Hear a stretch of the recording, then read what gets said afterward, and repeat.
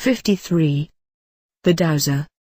Once round the meadow, brother, does the hazel twig dip. Twice round the orchard, brother, does the hazel twig dip.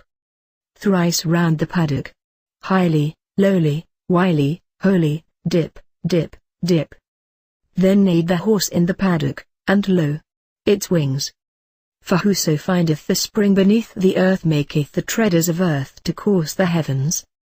This spring is threefold, of water, but also of steel, and of the seasons. Also this paddock is the toad that hath the jewel between his eyes, or Mani Padman Hum. Keep us from evil. 116. Commentary. A dowser is one who practices divination, usually with the object of finding water or minerals, by means of the vibrations of a hazel twig. The meadow represents the flower of life, the orchard its fruit. The paddock, being reserved for animals, represents life itself.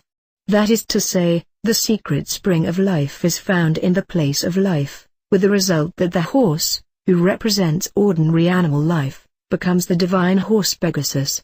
In paragraph 6 we see this spring identified with the phallus, for it is not only a source of water, but highly elastic, while the reference to the seasons alludes to the well-known lines of the late Lord Tennyson: in the spring a livelier iris changes on the burnished dove, in the spring a young man's fancy lightly turns to thoughts of love.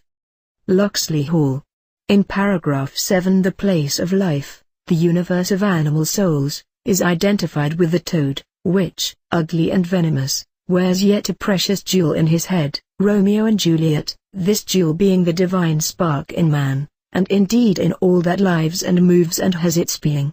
Note this phrase, which is highly significant: the word lives excluding the mineral kingdom, the word moves the vegetable kingdom, and the phrase has its being the lower animals, including woman.